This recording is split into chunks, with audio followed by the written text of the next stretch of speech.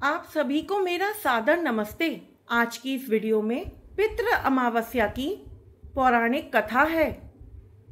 पौराणिक मान्यताओं के अनुसार श्रेष्ठ पितृ अग्निश्रवाक और वहिश्वाक की मानसी कन्या अश्रोदा घोर तपस्या कर रही थी।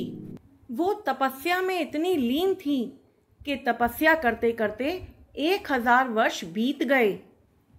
उनकी तपस्या के तेज से पितृलोक भी प्रकाशित होने लगा। उनकी इस तपस्या से प्रसन्न होकर सभी श्रेष्ठ पितृगण अश्रोदा को वरदान देने के लिए एकत्रित हुए और कहने लगे, हे पुत्री, हम तुम्हारी तपस्या से बेहद ही प्रसन्न हैं। तुम जो भी वर चाहे हमसे मांग सकती हो। अश्रोदा ने पितरों पर ध्यान नहीं दिया और वो उनमें से एक तेजस्वी पितृ अमावसु को एकटक निहारती रही। पितरों के बार बार कहने पर अश्रोदा बोली, हे पितृदेवता, अगर आप मुझे कोई वरदान देना ही चाहते हैं तो मैं आपके साथ का आनंद चाहती हूँ। अश्रोदा के मुंह से ऐसी बात सुनकर सभी पितृ बेहद ही क्रोधित हो उठे और उन्होंने अश्रोदा को ये श्राप दिया कि वह पितृलोक से पतित होकर पृथ्वी लोक पर जाएगी।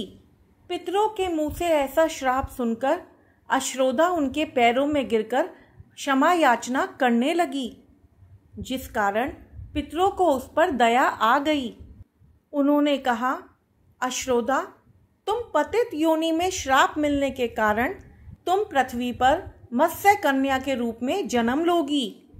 भगवान ब्रह्मा के वंशज महर्षि पराशर तुम्हें पति रूप में प्राप्त होंगे।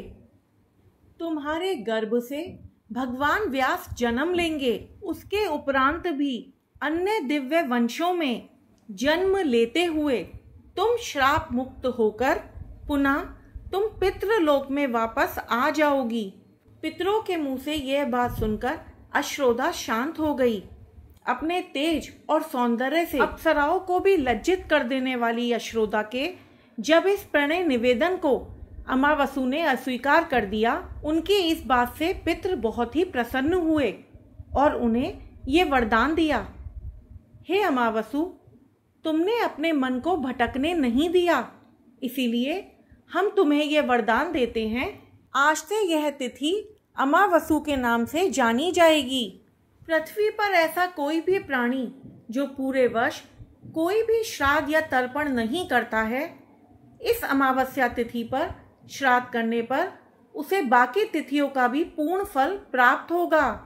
कभी से इस तिथि का नाम अमावस्या हो गया और सभी पितरों से वरदान मिलने के फलस्वरूप अमावस्या तिथि को सर्व पितृ श्राद्ध के लिए सर्वश्रेष्ठ और पुण्य फलदायी माना जाता है।